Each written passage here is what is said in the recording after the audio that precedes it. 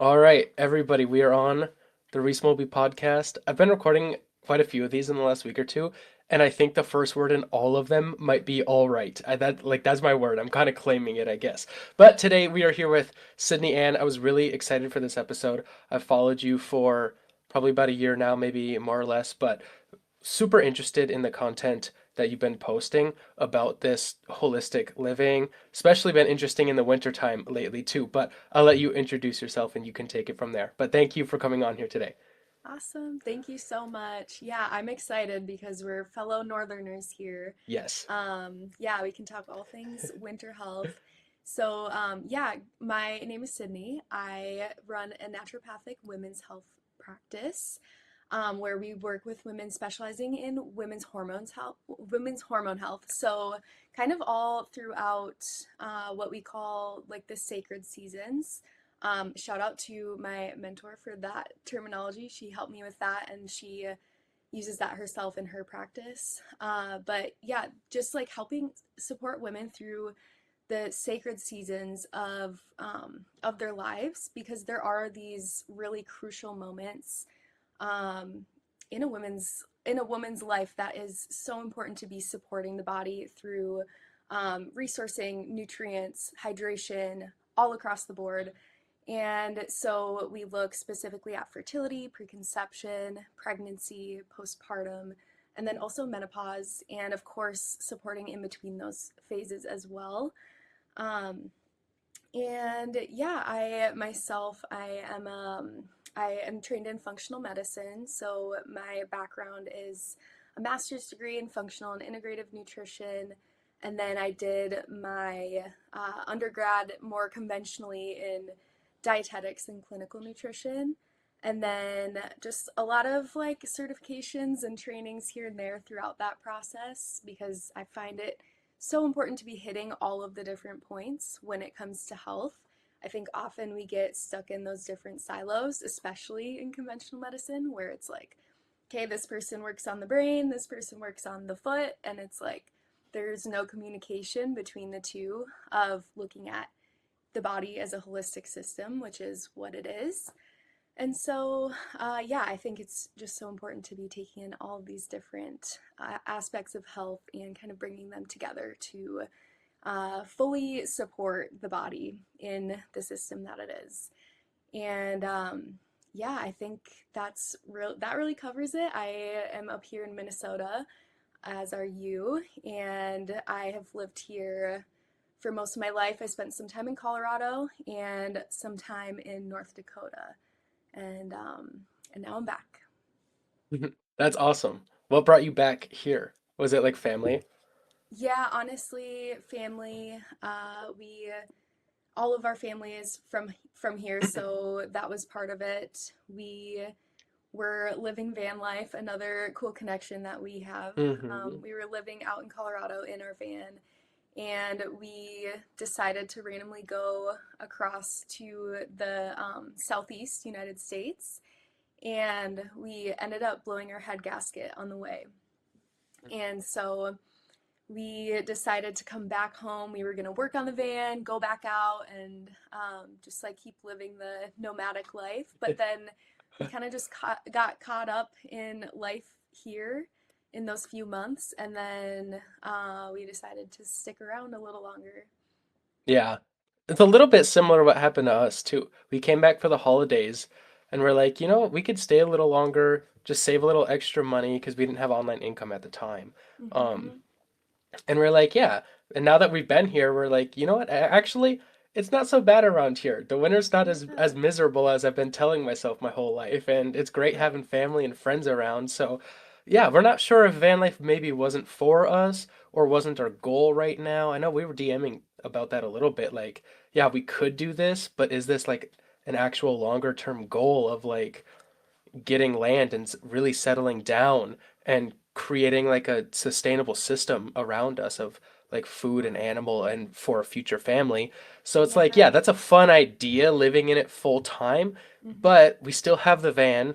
I don't know if you guys still have yours, but like that's still Mm-hmm. always available to just go for a trip. It doesn't need to be a Yes. full-time thing. So I don't know. I kind of found that the full-time van life was not really for me. And I had a hard time admitting that at first, like the little pride around it, like, yeah, I'm moving in my van, and now saying, Mm-hmm. like, I don't know if that was for me. Would you Yeah. say something similar? We loved van life. I think it was for us in a lot of ways, just like the freedom and off Yeah. grid. It's something that's important to us as kind of just like our fundamental values to that kind of sovereignty, being self-sufficient, not really living like, I guess, like the standard, the norm life. Of, Yeah. just like struggling through life like you're a slave to your mortgage and then you're a slave to your grocery bill and all of that. And Mhm. so, in a lot of ways, it was really freeing for us. We spent so much time off grid completely, uh, which was ideal. I know a lot of people enter into van life, and we had weeks, months like this where you're in a Walmart parking lot or it's Yeah. not looking, glamorous how sometimes it does. Um, but not all the time. And so, yeah, that aspect is definitely part of it. But then we were really lucky to be able to venture out and be set up with, we had solar and a good like battery bank and everything. And so we were equipped to be off grid for a good amount of time. So that was really that really like I don't even know how to explain that. It just felt very right for us at the Mhm. time. But then there's the other side of that too, where, like you said, the goal is to be able to buy land and to kind of create this bigger, I guess, homestead kind of life that we have been wanting for so long. And so as we're living van life, we're just kind of realizing we're not building equity in anything doing this. And so there's part of that that's okay. But then, yeah, we got to the realization that, okay, we are trying to do it where we don't have a mortgage and we don't have rent and we're like, just saving, saving, saving. But it's really, um, it's going slower than we hoped. And so the thing just kept seeming further and further away. And so, yeah, we were like, okay, what if we do actually buy a house, a normal house? We don't have to actually start with 100 acres. We can like start with Yeah. one or half an acre, and it's okay. And then build equity in that, and then be able to, yeah, just like start working towards that a little more realistically. Yeah. Yeah, certainly. That's exactly where my girlfriend and I are at too. Because it's always there. The traveling is always there. The places will always be there. They've been around for Yes. hundreds of years. We can Yeah. still go back to it. Well, yeah, while still working toward this goal that we want. And you Yeah. said you were with your boyfriend in the van, right? Yes, yeah, my now Yeah. fiance, but yeah, Oh, wonderful. we were in yeah, I think we were in the van. He lived in it longer than I did. We actually redid an old ambulance. I always say van Uh, just for ease, but it's actually a retired ambulance that we converted. And yeah, I think he spent 3 years in it total, and we were on mm, like we were on a family's property up here, and then we were on a couple farms, and then Colorado off grid, all of that. And yeah, again, we loved it. But what yeah. is your van? Is it a Sprinter type van or is it Ours is a an old GMC conversion van. The fun? ambulances were catching my eye when I was like Yeah, shopping for vans and stuff. They were cool. so cool looking. My friend actually just got one and he was showing me pictures and I was like, "Oh, I Yes, need to see it. Like let me know. I'll work on it with you." Um, so cool. we couldn't stand up straight in ours, so that was like a big thing for me. It was like standing like this all the for those Yeah. watching, standing like that all the time. Hmm. Um, but it just kind of made me want to be outside more. And it was like I would just sit on the grass and on the Yes. dirt outside. And it's like, wow, this feels so much better than being in a van, anyways. But Yeah. we were only in it for about 2 months Okay. in November and December. So it was like cold The most of the cold months. time. Yes. So we really struggled. So I think that, like, yeah, we certainly just have to give it another shot. Yeah. But Yeah, I for had something sure. something to say else, but I forgot. You asked about the van. Yeah, so we bought it. We stripped it completely. There was some stuff in there, but it was pretty janky looking. Like the counter was had like four or five different kinds of screws in it, a bunch of different wood. Like I don't think it was level or anything. So we stripped it completely. We took everything out of it except it had vinyl flooring and it had some wood around the walls and things like that. Okay. So we built our own bed that would convert up into like a table and Nice. like two little seats and our own like custom cabinet. And I had no experience woodworking. I didn't even know how to set up a Cool. saw before then. So yeah, I really got to learn how to just build and how to create and how to plan. And my girlfriend Gracie did a lot of like the planning and the writing and the drawings and things like that. So then I Nice. got to take that and work with her and saying like, okay, so this is your vision. This is not going to work. Here's what I think. So we Hmm. really got to learn to work together in that way. And it's Cool. I think her and I grew a lot being together while building it and being in the van. Like, I don't know Hmm. how it was for you two, but not ever being apart. And we Yeah. handled it super well, but I don't Cool. know, just little different things come up. I'm curious how that was for you. Yeah. Yeah, yeah, I feel the same actually. Yeah, you said just like building it and not having done that before, that was kind of our process too. Yeah.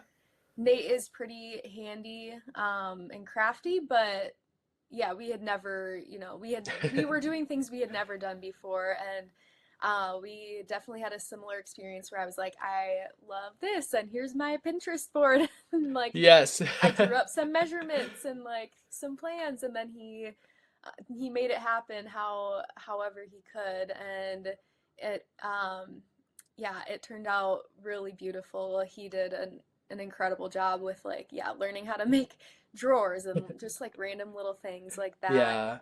And it's a lot of I'm sure you had a similar experience in vans or any kind of van or any kind of like camper or trailer. They're not always completely, like you said, level or even like, round corners or 90 Yeah. degree angles. It's like, it's just random. And so you really have to try and figure that out. You're like, oh, wait, my 90-degree cut doesn't work here because this is not 90 degrees. And Yeah. it's like working with the oddities of the actual van structure and then living in it. Yeah, I think we had it was definitely a growing experience too, but we loved it. I thought it was really fun to just have that kind of more intimate time where it's just us and we're figuring this out. We're on the road. We're just like living, just him and I. And Yeah. yeah, it was really fun. Yeah. That's beautiful. I love that. I did find things come up where it's like, yeah, it's literally just her and I. I don't even remember what town we're in right now. I don't know the closest town. We're in the middle of nowhere. This thing Mm-hmm. is going wrong in the van. There's a problem, or we Yes. can't find something, and it's like, ah, this sucks. And then you're like, no, wait a minute. I chose all of this. We chose to build this. We chose to buy Yes. this together. I chose this person to be here with. And it Yeah. immediately brought me back, like every time I found myself frustrated, to like, wow, I am in nature in the middle of nowhere. I can't Yeah. hear anything right now, not a sound other than like the leaves blowing or maybe water in the distance.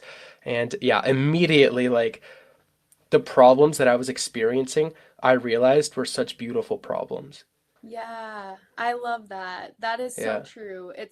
There's always going to be something that is yeah, difficult or problematic or whatever it is in whatever living situation you're in. And so, yeah, if you're able to just kind of reframe that and understand what a blessing it is to be off grid in the middle of the woods and have that kind of yeah, issue, it's like, oh, wow, dang it, we're stuck on the side of the road in the mountains.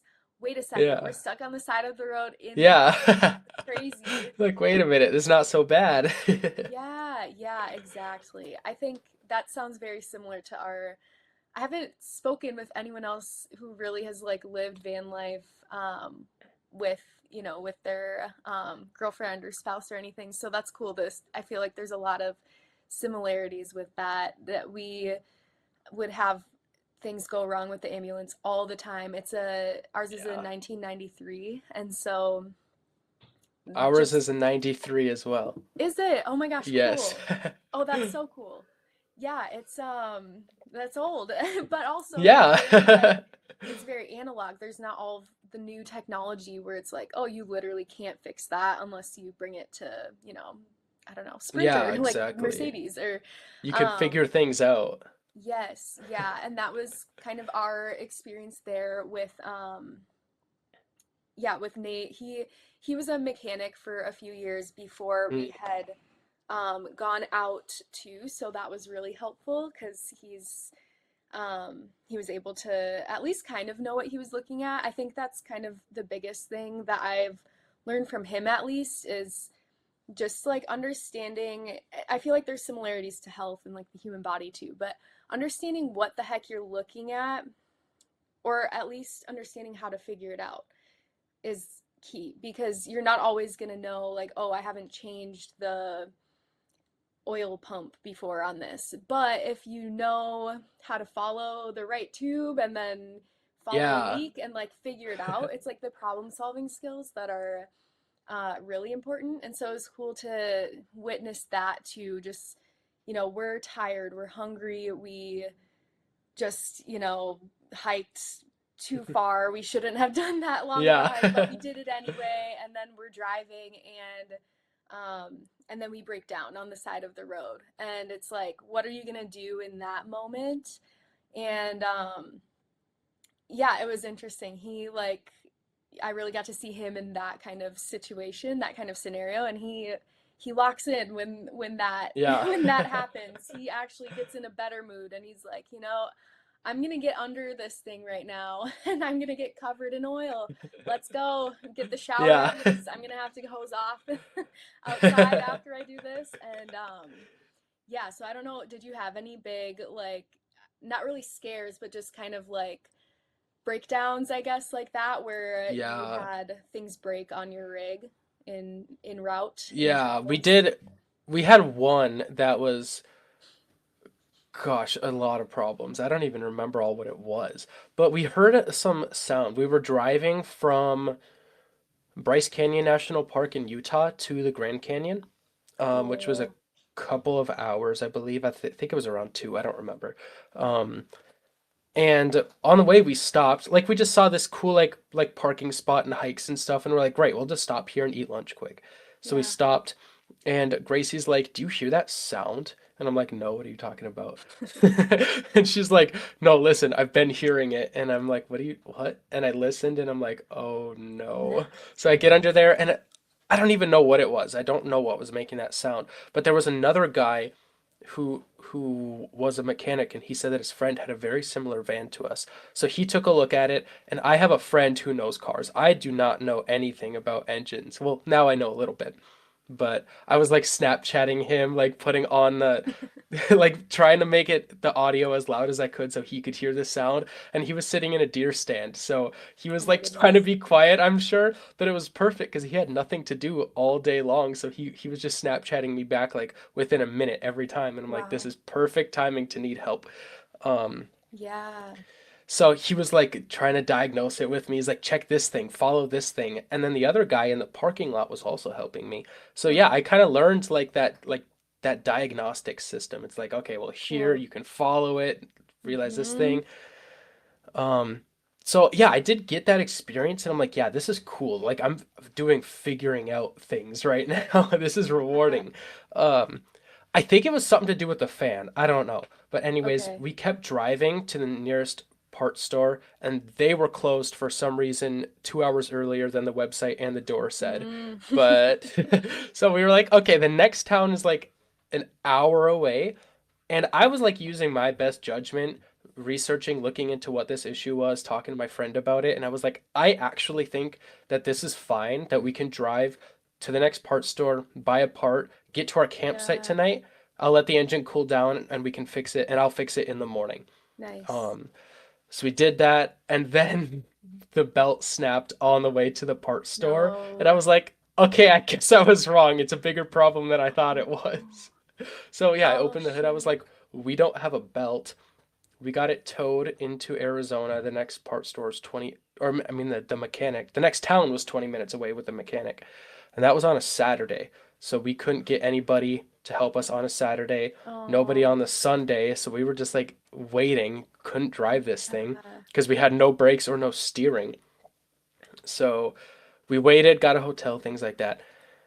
Um, I don't need to tell the whole entire story because it's long. But anyways, there was like two pulleys, bad. We needed a new belt. The fan clutch that I was looking at that I correctly Yeah. diagnosed one little part of that Yeah. issue, and the alternator, and one other thing I believe all what were like bad and needed to be replaced. And Oh, we were like, this is a big expense for us. But yeah, yeah. so we did that, had that problem solving, and I was like extremely calm during those, I think it was 4 days that we were in that town. I was Cool. like not panicking. I was like, God has us here for a reason. We're gonna be all right. We get a hotel. We get to shower. We get to do our laundry and things like that. It was a Hmm. very walkable town, so we just walked to the coffee shop. It was super warm and sunny out, so we got that. And I was like, this feels really good. So it was a big scare, and I don't know where. I still don't know where or why I felt so calm and at ease during that experience. But I'm very grateful for that. That's so cool. Yeah, it is interesting. It's like you hit a breaking point where it could hypothetically get way worse for you, Yeah. for your brain and everything, but then you're like it's almost comical. You're like, wow, this is really happening. And Yeah. also we're okay. We're gonna be okay. I think we actually have the same exact issue now that you were saying all of that with like the belt and the fan clutch. I'm pretty sure we had that happen to us too. Wow. So yeah, that's crazy. Yeah, putting those 93s to the test for sure. Yeah. How aligned are both of our stories? That's Yeah, super crazy. interesting. I Crazy. love that. Yeah, so cool. I feel like yeah, you should send some pictures of your van because I am very Yeah. curious to check it out. Yeah, I I will love that for it's a sure. I'll send you a 93. bunch. I know, Cool, that's really cool. perfect. To shift a little bit, do you want to get into more some of the health stuff? Yeah, let's do it. Could you tell me your story? Like what led you to this? Because you're doing a lot of, sounds like you're extremely educated and experienced in something that's quite unique. Like not many people seem to be doing the work that you're doing. So I'm just really curious what led you there. Yeah, yeah, it's always I feel like a personal story when it comes to anything healthcare related, or at least Yeah. in this kind of space, because it has to be. Otherwise, I mean, I don't know if you can find that kind of passion for it if you don't have that personal hardship with it. But when in my teens, um, I kind of experienced, I guess, what we think was actually a reaction to a vaccine. I don't have, unfortunately, like documentation of that because at the time we didn't know that that's what was happening, really. Mm. But I got super sick, and they were like, okay, it's bronchitis, okay, it's pneumonia, and here's a bunch of medications, like, you know, whatever, you're just sick, it's fine. I don't remember exactly how much school I missed, but it was enough for them to like call and be like, hey, so you need to provide real proof or else we're gonna like send somebody to like check this out. I don't know. They like red flagged me for missing so much Yeah. school. And I kept not getting better after that. I kind of recovered from the pneumonia piece, but it just kept lingering on for months. And they finally, a couple months later, just diagnosed me with asthma.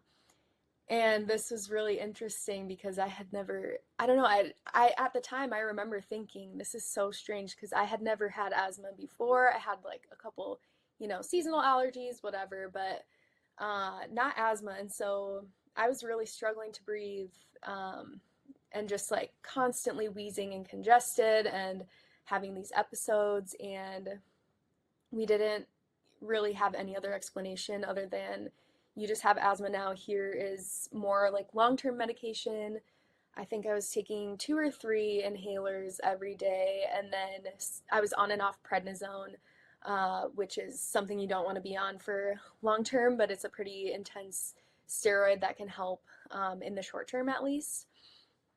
And I kept going on and off these different medications with that. It was just kind of a mess, and we were getting our first look into maybe, I guess, the detriments of the conventional system because it was clear that they didn't really know what was going on and just kind of throwing different meds at it every single time. Like, it was at one time they prescribed me 5 different inhalers and they were like, okay, try one, and then if it doesn't work, go back to the pharmacy and fill the other prescription and try that one and see if that works. And it's like, this is so strange. They actually don't really know what's going on. And that is kind of, I feel like that message and that understanding is really important because truthfully, they don't. Truthfully, health practitioners and doctors, it is a, I don't want to say a guessing game, but it is all trial and error. And that's how it should be. And that's just how the human body works. Every single person has different needs, different genetics, different circumstances. And so if we act like, oh, we know exactly what to do, you just need this protocol and then you're good, you just need this medication and you're good, that's just ignoring the complexity of the human body. And so that was kind of starting to enter our frame of mind, like, okay, maybe they don't just like know everything. And that's, again, not a bad thing. That's just how it is. And so the bad part is when they try to kind of portray medicine as this set in stone thing that you just need to listen and trust the experts and that's it. And during this time, I also was having very severe stomach issues. And I was basically sick after eating anything. I associated food with just feeling ill. And so we didn't think that these things were connected at all. It was just like, okay, I'm a very problematic kid. I have all these issues. I'm having, acid reflux all the time. I have, terrible bloating after every single meal. I am seriously on the kitchen floor in a ball after dinner every night. What's going on with this? And they were like, oh, okay, you must be like lactose intolerant or something. So you can just like avoid lactose and take lactate to help you, or lactase enzyme to help you digest when you do eat dairy. And that wasn't really cutting it. I still was feeling sick after eating literally anything. And so that kind of brought up a lot of questions too of what's going on a deeper level. And luckily, we went to see a naturopath, I believe, when I was 16, maybe a little bit before that. And she kind of blew my mind. But thinking back, it's so funny because this is just like, I don't know, it was just like when my brain turned on, I feel like, and actually understood health in a completely different way. She was listening to all these different issues that I was having. I was having, eczema, rashes, and acne, and terrible, terrible menstrual cycles, and the asthma, the allergies, the stomach issues. And she was like, so yeah, all of these things are connected. Your body is one system. Everything's working together, and your load is so, so high that anything is setting you off. And she told me a story about how some people will have, I think she had this herself, some people have an almond allergy, but they only have reactions in the fall when seasonal allergies are like, ramped up. And so that's really interesting because it just is a perfect example of how if your body's at its threshold, anything can push it over the edge. And so maybe you have this much sensitivity to almonds, and then you have this much sensitivity to mold, and this much to pollen, or whatever it is. And so, yeah, depending on where your load is at, these other things can set you over the edge, and it's more of a systemic problem with your immune system rather than just like, oh, almonds are bad, or, you know, um, whatever the case may be for each individual circumstance. And so she was explaining that, and the gut brain connection. I was really struggling, mentally and emotionally in that time. I also was avoiding food basically completely, um, eating about 700 calories a day as a gymnast in high school which was not going well for me. Very, very nutrient deficient, dark circles. I started actually collapsing in practice in the middle of skills. And so it got to a point where I was doing, something with a lot of like, I don't even know, wait, just like a lot of like G force, I guess. I don't know. Yeah. And I would kind of like black out in the middle of it. And then I would be on the floor. And I was like, oh, weird. I don't like, I'm kind of like losing skills. This is really weird. And I couldn't find my feet anymore because I was totally blacking out in the middle of things. And, um, and so, yeah, it was kind of all of these things coming together so much that first initial meeting with a naturopath, it definitely changed my paradigm on health. It was like, wow, the body is a system, and my entire immune system is on overdrive, basically. And that's why I'm reacting to all of these things. It's not that I'm, allergic to a million things and like also have asthma and all of these problems. And so we did a few things. The naturopath and like the care that I was under at that time, it wasn't perfect looking back, but also at the same time, I'm so grateful for that part of my story and my journey that I think it was just a learning experience either way. But we did food sensitivity testing, a few other functional labs, and just like nutrient status and all of that. And we found over 33 foods on my food sensitivity panel that were like off the charts with antibodies. And so I immediately cut out those 33 foods. And if you're familiar with food sensitivity testing, it's a little bit iffy. It it sometimes picks up a lot of false positives because naturally when you are eating certain foods, your body will build up certain antibodies to them. It doesn't always mean that there's an issue or even a sensitivity at play, unless there are symptoms going on. And then another good indicator from those tests is if there's tons of foods that are like off the charts, that's a good indicator that you're dealing with what's called leaky gut, which I'm sure you're familiar with that too. But basically, yeah, the inflammation in your gut is causing those tight junctions in your intestines to be opened. And this is causing particles bigger than the nutrients that you're supposed to be absorbing to enter into your bloodstream. And so then your body's overproducing these antibodies and then causing reactions to these foods. And so I went and cut out all 33 foods. I was eating carrots and oranges for weeks on end and just kind of, yeah, staying away from everything that was on the list and also everything that I knew was making me sick. And that went kind of like the more plant-based route.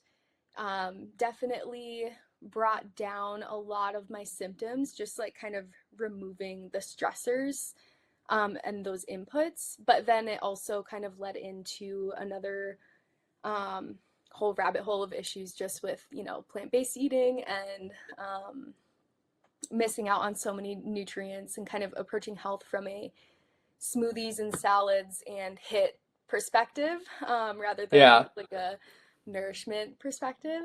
And so, yeah, I knew that I wanted to get into the health space after having that experience and kind of like having my eyes open to the problems that are happening in the conventional space, and then also being able to provide help to people in a different way to actually get to the bottom of why they're having these issues.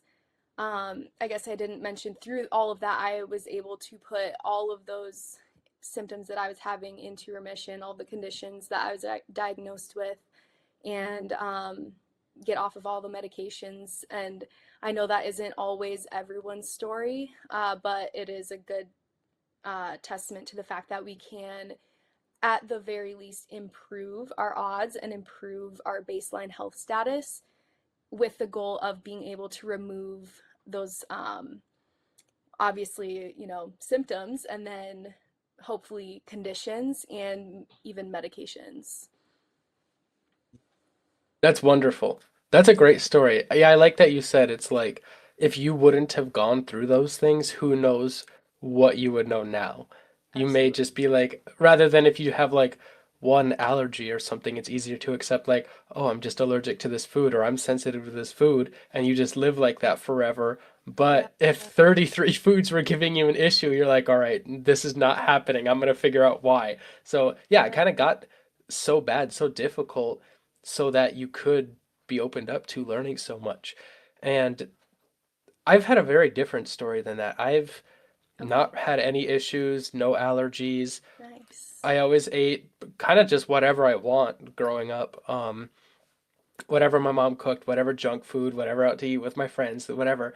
And I was like fine. And I think that part of that was just like the young like metabolism like helping me out, just Hmm. like you're gonna be fine, do whatever you want. Yeah. Um, but I was in football in middle school and high school, and that was like the coaches were like, you have to start lifting, you have to start lifting, get stronger. Yeah. That was the first Cool. introduction to any health thing that I've ever had. And Yeah. I didn't want to do that. I was bigger, I was taller than most of the other kids in like 8th and ninth grade. And then 10th and 11th grade came around and they were working out and they grew taller too. And then I was small and not as strong as them. I was like, oh, Yeah. this can't happen. And then I got in the gym. Um, and then I got stronger after I was done with football. But I started doing that, yeah, just very like classic, like just gym, do your heavy lifts, be there for 45 minutes, an hour, eat basically whatever you want, chicken and rice if you can, things like Yeah. that. Um, and I did, I got stronger, I saw results, and I was like, this feels good. I like getting to move my body. I like doing this. Cool. And then I kind of found like online business, like going to online business route, like through Danco, like what are your skills, and now you monetize that online. And I Hmm. was like super focused and dialed in. And I was like, wait, this health stuff is going to make me more focused. This can be put back Yeah. into my online work that I do. And then I found like, okay, I just want to feel good all the time. I want to feel good in my work. I want to feel good in my workouts. I want to feel good in social settings with my friends. And I was like, okay, these health mechanisms all support that, like, as a baseline across everything else in my life. And it's like, if I am doing these healthy practices, eating foods, like giving nutrients to my body, getting Yeah. outside, things like that, not just for the sake of health, but just so I could feel good. And Hmm. so I kind of had quite an easy route. I haven't had any struggles, any major struggles. I broke my ankle and I didn't know Mm. about this health stuff. This is all before that. Okay. And it hurt so bad and I never broken a bone before and I couldn't walk and I was like, this sucks. I hate this. I don't want this anymore.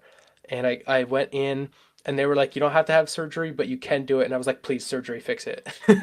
And now looking back on it, I was like, oh, knowing what I know now, I didn't need surgery and I probably could have healed it in half Yeah. the time or just the same amount of time. Do you have And hardware in your mm-hmm. ankle? Okay. Yeah, I have a Wow. plate like about that I'll say like about that big. I don't know. That's not super great, but for on camera, I would say probably by an inch by like 2 inches long and Okay. it's like 7 or 8 screws or something like that.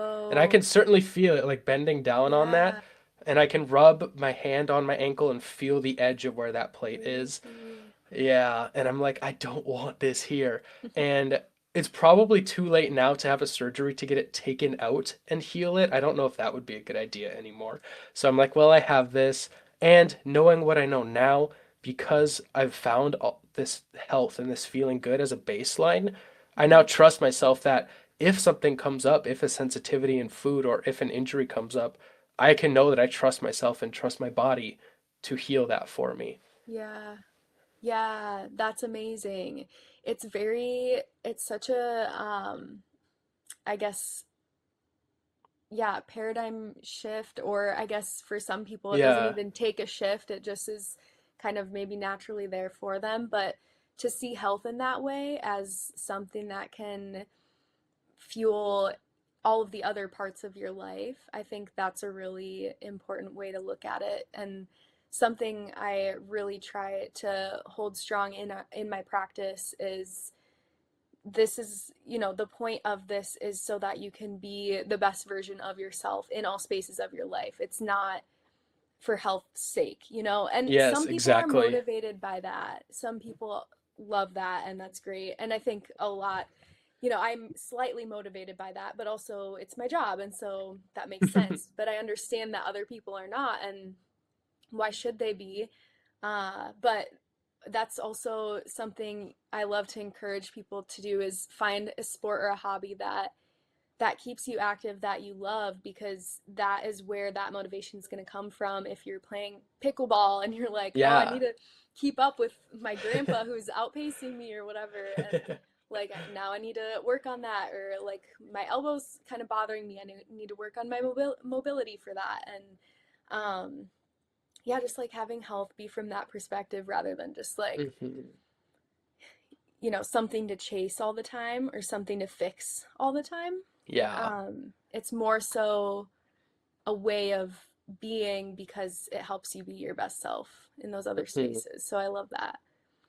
To differentiate like the having it as something to do or something to take care of or something to fix versus like something to sustain and something that you want to do is that's like the biggest pivot point I feel for anybody's health is like once you want to do this. I just wrote a post about this and like I didn't plan the post at all. I was just so like inspired and like fired up to write about it. It's like you need to have a why for your health things. If you do it Yeah, for its own sake, it's probably not going to be sustainable. But like totally. mine's kind of broad. Like I just want to feel good all the time. But like you Mhm. said, doing pickleball or when you Mhm. were sharing that, I was not this winter, but last winter, my friend was like, "Hey, do you want to do a pond hockey team? Like they're Cool. setting it up. Like let's do it. I'll sign us up." And I was like, "Yeah." And I was not like super active or like going to the gym every single day at the time. Like that was kind of the beginning of like my oh, the gym doesn't feel fun. It's like dead blue light everywhere, like Mhm. robotics, people with their Yes. earbuds in. I was like just getting in that phase. So I was not going to the gym for like 2 months. But he Yeah. said it was like let's do this hockey team. And I was like, Mhm. fuck yeah, I'm all in. Let's do it. Yeah. And I was in the gym every day the next week. Just not Yes. because I was like, oh, I should probably go to the gym. I was like, I'm a hockey player. I have to be in shape now. I got to work out my legs a little bit more. I then had a purpose to follow the health stuff. And Totally. I'm pretty sure I meal prepped all that week because I wanted to do it. And then he called me and Yeah. was like, I'm really sorry. I missed the deadline. We don't have a team. We Oh can't play. I missed the no. deadline. And then those things fizzled out again once I didn't have the purpose anymore. Yeah. So, yeah, really just having some why, even if you have to make it up too, or Yeah. something so easy, or like I want to do 20 push-ups when I get up in the morning. That's then a reason that you have to get good sleep so you can do push-ups in the morning. Or Yeah. something silly like keeping up with your Yeah. grandpa on pickleball. It's like it doesn't Mhm. have to have a lot of value. You just have to outline the purpose behind it. And it sounds like for you, a lot of those people are like, I want to heal or I want to get rid of this sensitivity that I have or Yeah. something like that. Totally. Yeah, a lot of it is just my new normal is miserable, and I don't want to be living like this anymore. A lot of it too, a lot of it can be symptom driven, although there it gets to a point with a lot of people, and this happened to me as well, where you're drowning and not feeling well every single day that you don't even notice. Like you don't even know that that is abnormal.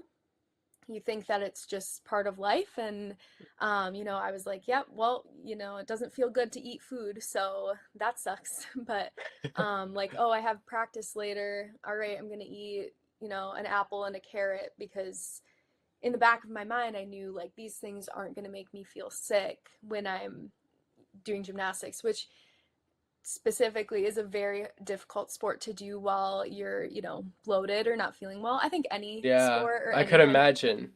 yeah, yeah, any sport, any movement is difficult, but when you are in a leotard, and when you're also like, if you mess up, if you have a misstep, it's dangerous. Like you fall on your neck and you can break a limb, Mhm. or break your back. And so I feel like the stakes are a bit higher versus when I did other sports. It's like you can kind of just like hunch over and get through it. But Yeah. yeah, yeah. So that made me very aware. Um, but at the same time, with that, I think that's what kind of pulled me out of um, ignoring my symptoms, I guess, if that makes sense. Because outside of that, I was pretty like, no, this is just normal. This is just how people feel. And so, yeah, I think that that is something that a lot of people struggle with. I definitely see a lot of women that are in that space. Also, a lot of women who are kind of in a space of obsessing about their health and like the next health thing. And what can they do today and what can they do tomorrow? And it's from such a beautiful place of, you know, caring about their health and their body, but it does also become obsessive and kind of like we were saying with having not having necessarily a purpose for that. It's more so just an obsession of outcomes and maybe coming from a place of like needing control or um, yeah, maybe a lot of different things, just like more dysfunctional patterns. Yeah. And so yeah, I really like to bring it back to that with those people. It's like, why are you doing this? Um and then of course with our focus on like fertility and pregnancy and all that, it's very much focused on, you know, having a healthy pregnancy because of course um or even having a pregnancy in general, that's a very big motivator for women, especially just being able to get pregnant when they want to grow their family and then not being, you know, there are ins and outs of pregnancy no matter what, but also not being like totally ill during pregnancy is definitely a goal. And then through through birth as well, having women who want to give natural birth and not get all of the medications and be able to get through that, the amount of like preparation that that takes, there is a lot of preparation in that. I do believe in trusting the body and our, you know, beautifully designed biology, but also at the same time life is so much different now than it used to be. And so we used to maybe be able to not think about it and just like get pregnant and have babies in the woods and everything's fine. We don't need all these like preparation courses and all of that. But life is so different now. And so I think women who are running on empty, they have no range of motion. Their nervous system is on overdrive all of the time. They are undernourished, nutrient deficient. It's like that's going to be really difficult to realize your goals of having a natural birth in your bathtub when those things are lacking. And so I think that's a really exciting motivator too, and I love that women are caring about that now. And yeah, it's beautiful to see like that reconnection with their self and being able to trust in their body because they've been giving their body the resources it needs to be able to operate at that level. Yeah. I love that. I love the work that you do, and I love that women get to experience that and live up to that goal. That's super beautiful. Yeah, thank you. Me too. Yeah.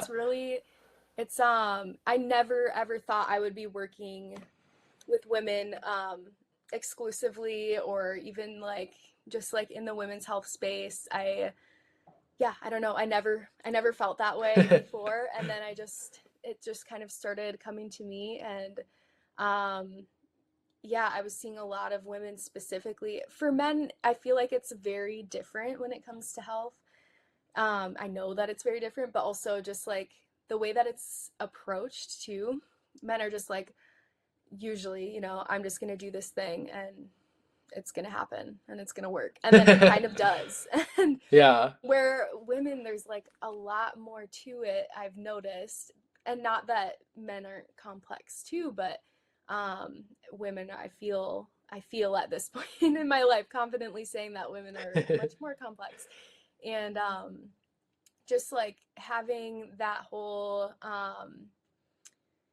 yeah, I don't know, just with women especially, I noticed when I was working, so I started kind of in the personal training space as I was going to school, more so in like functional training, mobility training, fascia work.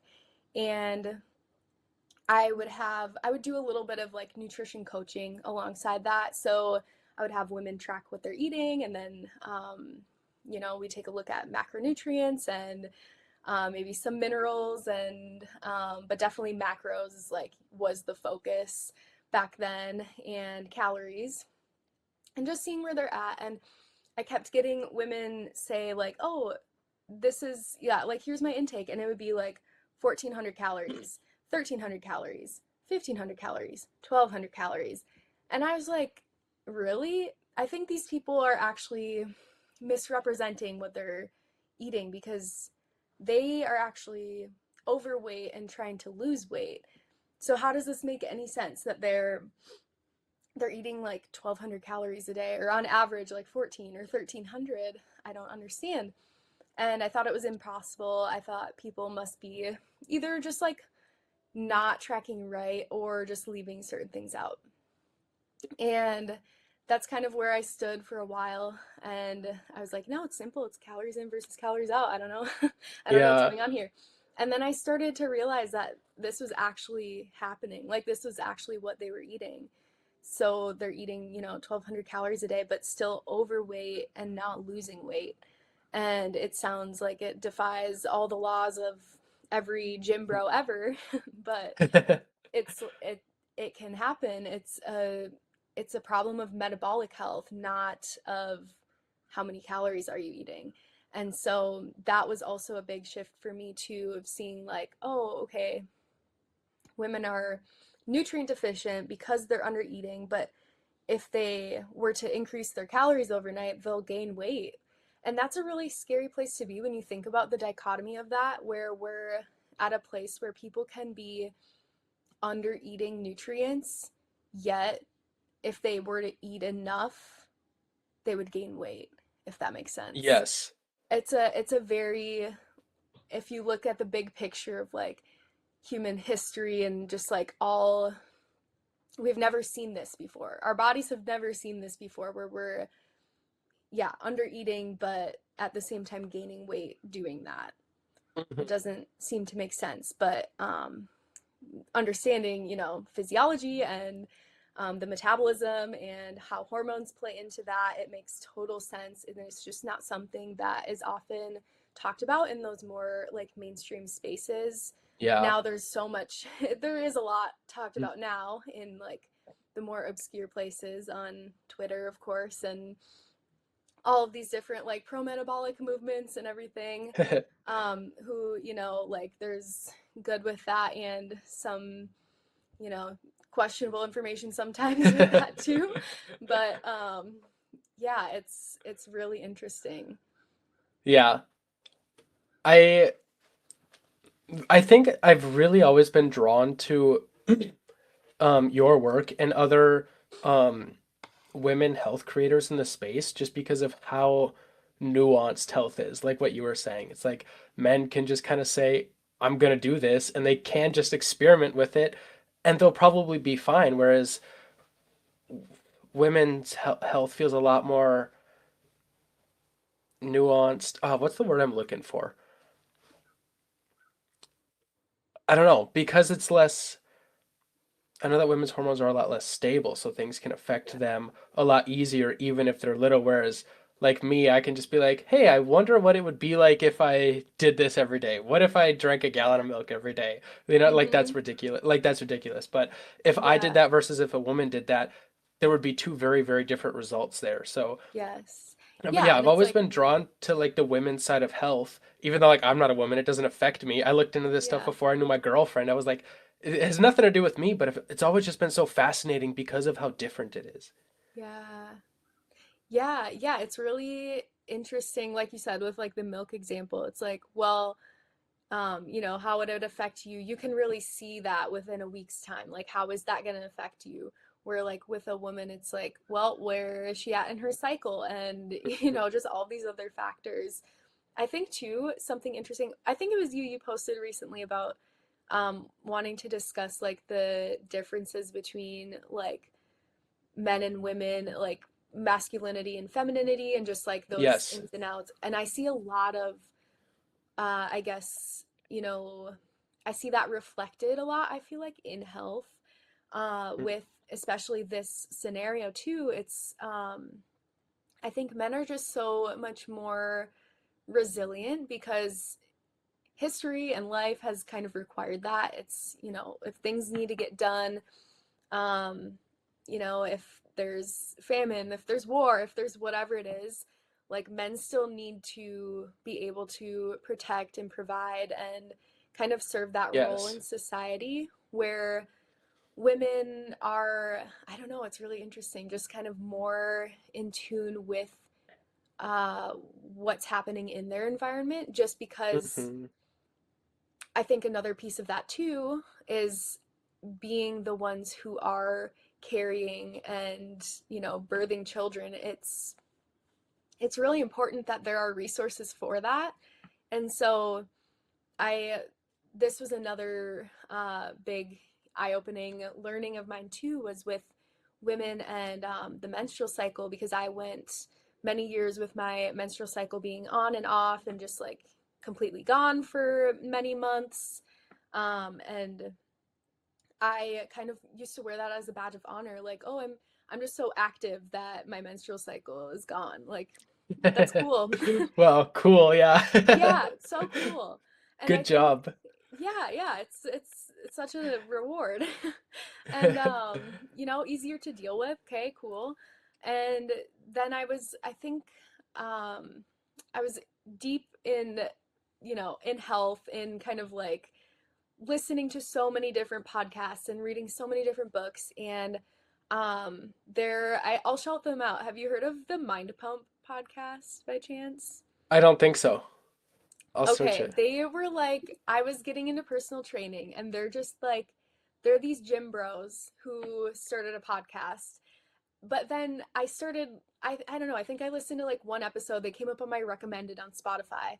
And I was like, oh, they're talking about wellness. Like, this is so interesting. There's like these four grown men who are like in the fitness space, but they're talking about like wellness. This is kind of cool.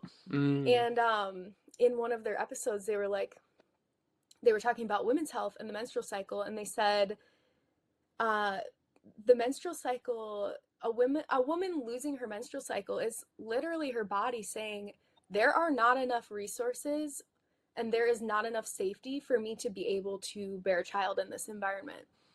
And my mind was blown because I'd never thought about it like that. And I was like, wow, that is actually so true. That is exactly what's happening when the body is nutrient deficient, when there are threats in the environment, when there's food scarcity, whatever it is, the body is going to divert those resources that would be going towards fertility to other things, to survival.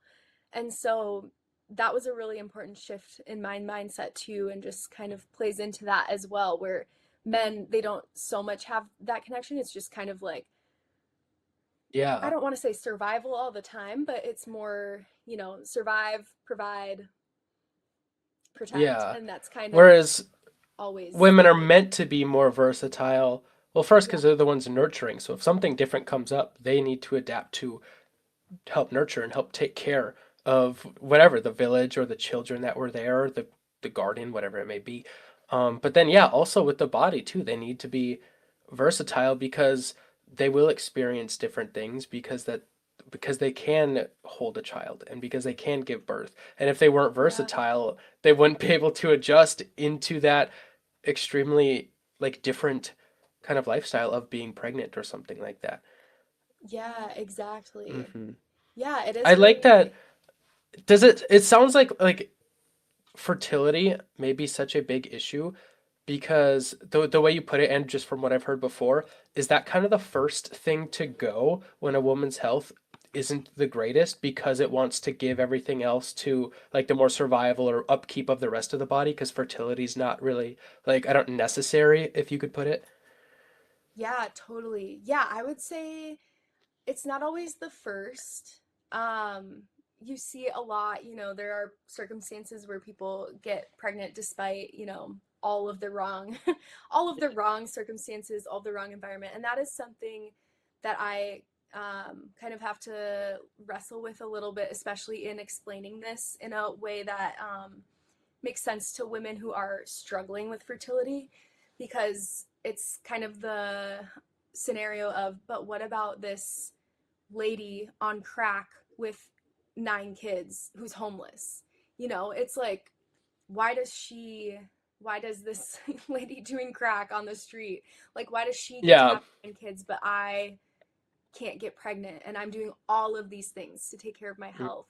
And so there is a kind of like mystery aspect to fertility always, that I try to just kind of like hold there, because also not wanting to put blame on, women when they're not able to get pregnant. It isn't always, your fault. And most of the time it's not your fault. It's just that it is a factor when we're looking at overall health, if you are, getting the right amount of nutrients and movement and nervous system regulation. And so, yeah, it's kind of a fine line, but with that, I see minerals as the first thing to be impacted.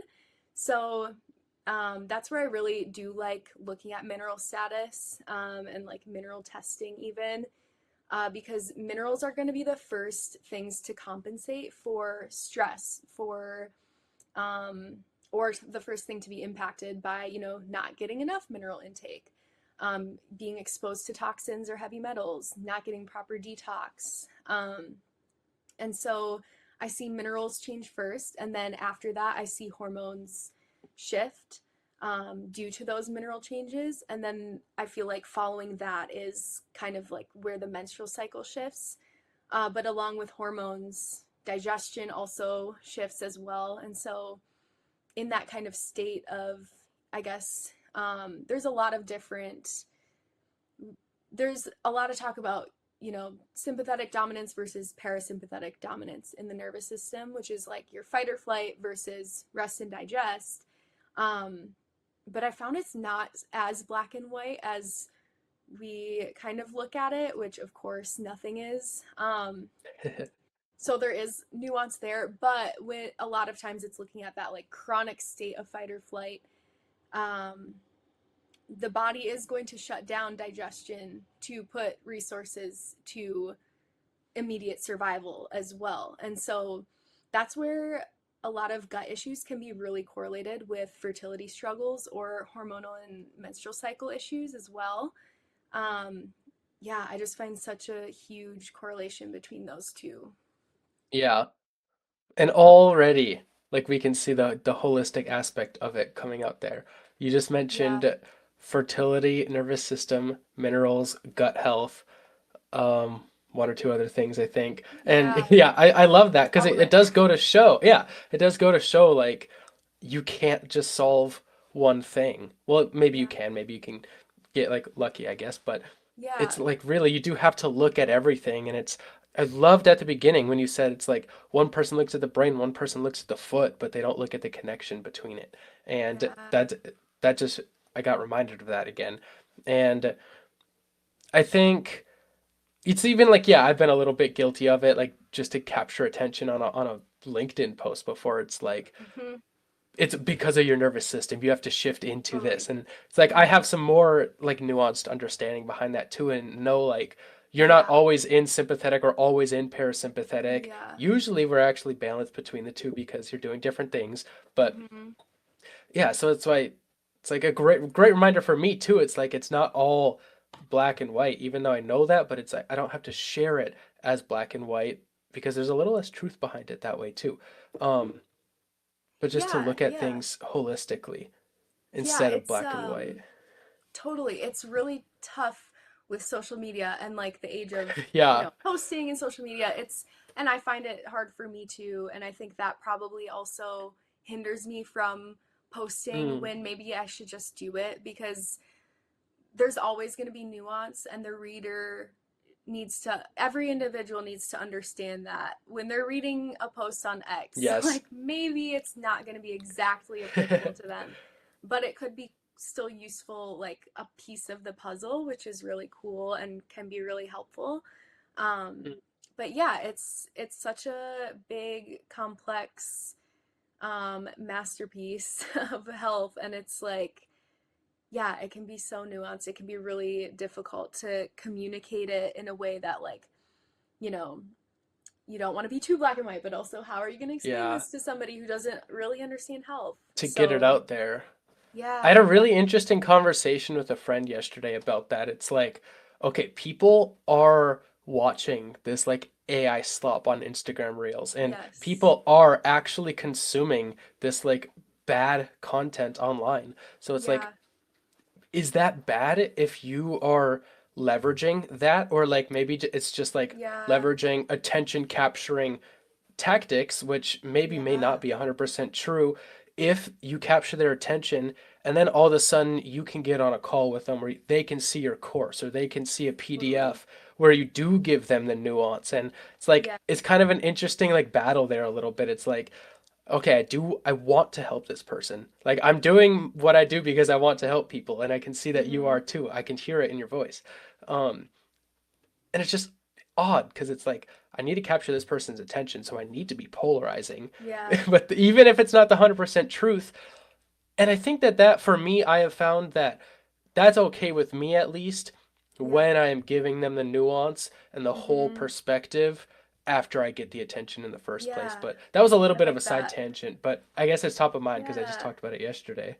No, I like that. It is a really, that's the $1 million question. I don't know. Yeah, Like, yeah. where is the line of like how much that's something I struggle with social media a lot. It's, am I Hmm. playing into this not good culture of, like clicks and quick views and like reels that capture, Yeah. our short attention span, attention.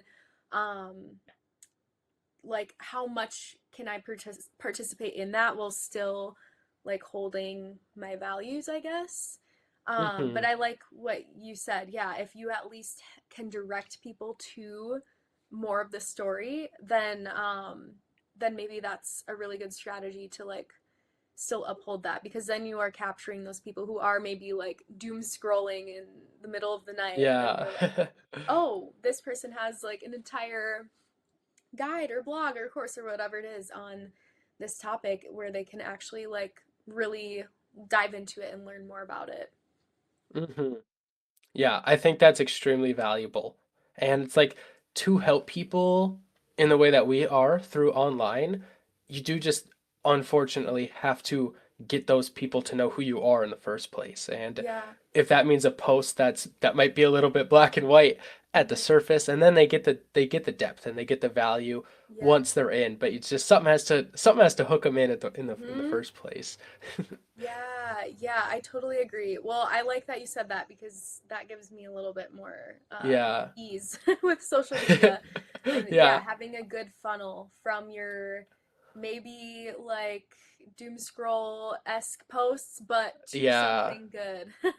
And Yeah, like we could talk also, about it too off the podcast too, a little more strategy or what I've been doing at least, and we can yeah. share too.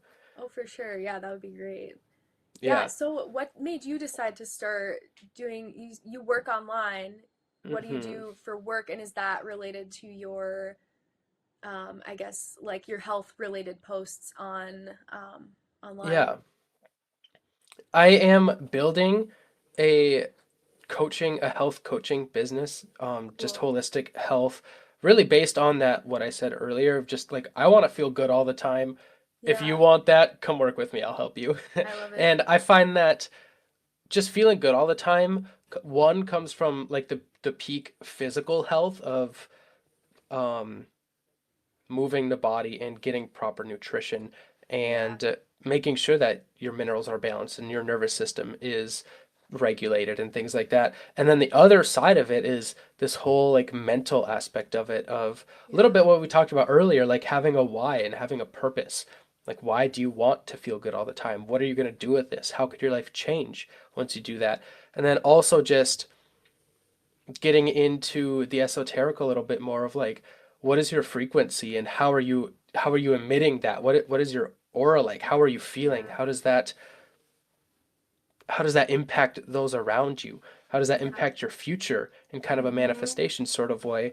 And then also going really deep, I'm also been learning about astrology the last year or so, so it's like incorporating some of that to see what little tweaks or little things that you could be doing to find that energy. So it's a very broad thing, super a Yeah. big vision, but Mm-hmm. I'm extremely excited about it, and I know that Cool. it can help people in a lot of different little ways because there's so much, all the health stuff, all of the mental stuff. Just Yeah, so there's a lot to work with there.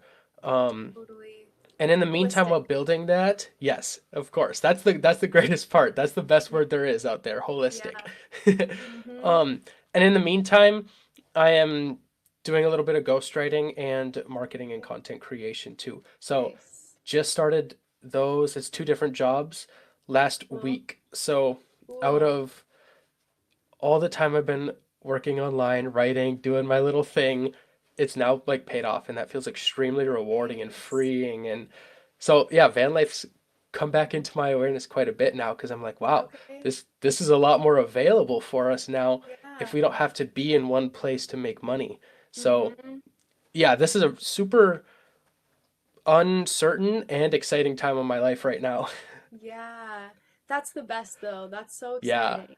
And to be able to have the choice, I think maybe some people, or I don't know, I've seen some stories here and there with different origins, I guess, for going into van life, different reasons. But I think some people go into it because they have to, because Yeah. they like can't afford their house or can't afford an apartment or whatever it is, versus making that decision because you want to do it. I feel like that's also very different. It's also just a perspective change. So even if you did like have to move into your van, but then like use the perspective of I'm choosing this, then that could be helpful too. But yeah, and being able to still put things out into the world with purpose and make an impact while you're doing it, I think that's really cool. That's very exciting. Yeah. I love it. I remember sharing a few posts about like van life supports peak health. Yeah. It's like I can't stand up in my van, so I just want to be outside. Well, first I do want to be Yes. outside all the time, but so I'm outside all the time. It's all like windows in the van anyway, so it's like extremely circadian friendly, Yeah. extremely grounding and nature friendly, extremely Yes. movement friendly, extremely Mm-hmm. locally friendly with getting local foods and being in different areas and getting to eat with your environment and where you're around. And I was like, Yes. there's not much bad in the health space about being in a van. It's like you get all of Right. these things with ease without even really having to try or think about it. Yeah. And I loved that. Yeah, and you aren't like your money is going towards creating your space and like your own Yeah. maintaining your own space, I guess, instead of, not that a mortgage is a bad thing, but like, when you have a mortgage, you are like yeah, you're kind of a slave to it for you don't have to be, but it's Yeah. it's something you owe something else money.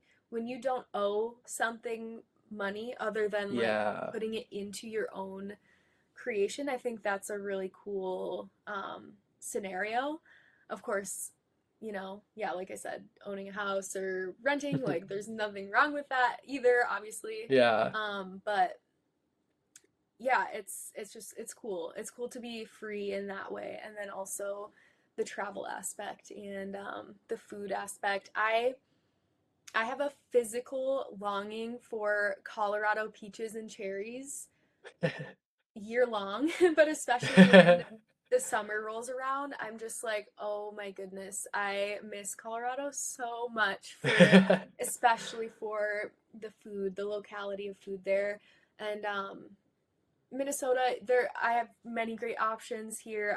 I'm curious how you do up there in terms of like local seasonal options for you. But yeah, we have a co-op 5 minutes from our door and it's That's awesome. yeah, oh, it's the best. I love it so much. And they get, you know, most of the produce is locally sourced, organic, and yeah, it's such a blessing to be able to get that, and crazy to think about how most people aren't either aware of it or able to get that if they don't have a store in their area that sources things like that. But yeah, how do you do up there? Do you guys have many places that are Yeah. local? It's pretty good. So I don't, for those listening, we're both in Minnesota, but I'm a couple hours north, so it just gets more and more nothingness up here. Um, just for reference. But we do have a co-op. There might be two. One of them's pretty small though. But we also have farmers markets. I think there's like 4 or 5 farmers markets a week Yeah. within um maybe 30 minutes of where I'm at, or 40 minutes. So Nice. that's through the summer though. So the winter, I don't know. I haven't researched a ton, but yeah, Okay. summertime is super wonderful. Cool. And also, I think if I put myself out there a little bit more and put in a lot more effort, I could find a local farmer and get meat and Totally. milk right from a person too. I Yes. just haven't gone that far yet, and also Mm-hmm.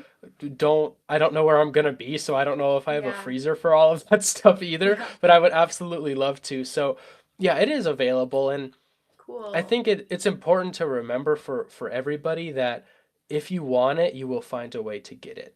Yeah. And maybe it's not perfectly ideal. Like I said, maybe one of the Mm-hmm. farmers market's 40 minutes away, but that's a value of mine, so that's not an issue for me too. But Yes. yeah, so it's always Totally. just doing the best I can. And maybe that does Yeah. just mean going to Costco or going to Walmart and Yeah. just doing the organic, and that's the best that I can do. Totally. And really it's like I'm not gonna like placebo hack my way into saying like, oh God, this is horrible for me. It's like, Yes. okay, maybe I just realized this morning, you probably saw me drinking it on the podcast. I Yeah. bought a thing of orange juice and I looked at the bottle pouring my last cup and I was like, oh, this isn't organic. How did I miss that when I bought it? Yeah. And I was like, that's fine. It's okay. I threw it away. I drank my orange juice and I Yeah. feel great. I'm gonna say that that Yeah. juice energized me and I'm full of energy and it's full of nutrients, and just because it Mm-hmm. doesn't say organic on the label doesn't mean like, oh fuck, oh Mm-hmm. no, I can't have that. Like, it's okay. Yes. And knowing that I am always doing the best that I can. And Yeah. that's the best that you're ever going to get, is doing the best that you can. So, yeah, no Yeah. matter your situation, well, not yours specifically, but the listeners or anybody's situation, doing the best that you can will get you so far. And Totally. then the nuances can come in a little bit once you're at that level, but yeah. So, Totally. it's good up here. It's Yeah. really good. Yeah, I totally agree with all of that. I love it. It's such a it's really, you probably find this too, depending on who you're talking to. Health is definitely a different conversation because there are so many different layers to it. And I don't even Yeah. want to call it like levels. It is kind of levels in some way, but at the same time, it's like, it's just, you know, collection of efforts. And sometimes your priorities are in one direction and sometimes they're in another, and that's okay.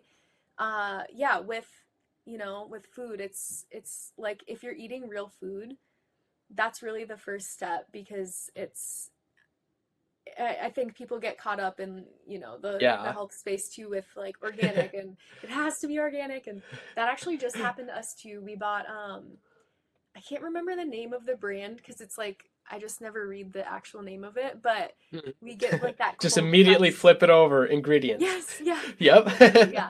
I know what it looks like, but they have all the cold pressed juices.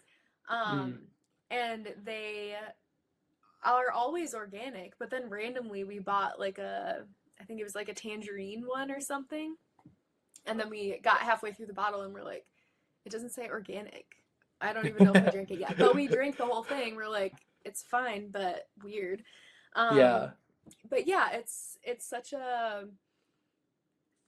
yeah, first piece of advice to anybody: a non-organic anything that's real food, produce, meat, fruits, vegetables, meat, any of that non-organic is going to be better than a hot pocket or Yeah. than McDonald's. Like I that is the first step. And of course, I think organic is important in a lot of ways, but not so much the word and label organic, but the actual practices of how it was grown, because sometimes there are Yes. some greenwashing that I'm sure you're also aware of. Like, even the USDA or organic label itself isn't completely, there's a lot of variance within that label.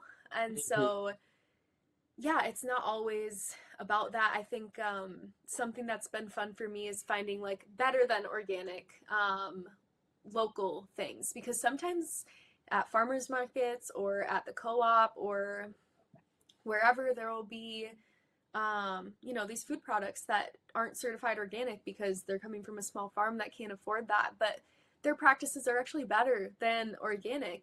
And so, yeah, it's just really shifting that from like it has to say organic and it has to be from Sprouts or, from Yeah. what's the one in California, Erewhon, for it to be healthy. But it's like, no, tune into your local terrain and see what the best option is. And if organic is 10.99 and non-organic, but from down the road is $1.99, there's definitely nuance within there on Yeah. what's better. Yeah, definitely. And I don't know, it feels like a game for me. It doesn't feel like a chore, at least. It's like, oh, Yeah. I get to go find whatever I can find right now. Yes, for sure. But Yeah, I love how you said too, it's like not like if something matters to you, you'll figure out how to make it happen for yourself. I think that is so true and really important to understand, because I'm not yeah, okay, I value organic or like value high quality growing practices, but um even just like in terms of talking to other people about health, I'm not screaming at the person who doesn't care about organic to start buying organic. Like I'm just yeah. not, because they don't care or value that. And so maybe I'll Yeah. share, information with them about why and about the reasonings behind that. So maybe it could be added to their values. But yeah, and then also on the flip side, like for me, it's like I do a 45-minute milk and egg run every single week, and that's cool by me. I'm getting my family Yeah. some good fresh raw milk from down the road, kind of down the road, 45-minute loop, but and then also for myself. And yeah, the eggs are cheaper, but then also the drive time costs gas, so maybe it's a wash, but I'm supporting someone who's local. And until I get chickens of my own, that's Yeah. that's gonna be that's a value of mine. hmm Yeah, and that's a whole nother conversation about regenerative farming and who's Yeah, local and the farming industry going way down. But yeah, I always like to simplify it for me. And when I'm writing my posts and sharing it, it's like 90% of the time, if you get single ingredient, organic if you can, if you eat that 90% of the time, you will be just fine. And that will be yeah, such a huge difference for you. And it's yes, so easy. It's so simple that way. totally. But Yeah, we can wrap things absolutely. up pretty soon if you want to. Do you have any last thoughts or something you wanted to hit on quick? Ooh, yeah, I just think that is, I don't know, we talked about all the main, like the core things, Yeah. just like health from a holistic perspective, but also I feel like we could probably go on for a long time just Yeah. getting into like the nitty-gritty of each thing. It's um yeah, I don't know, it just over and over again, health is something that you can achieve, and it might look different from person to person.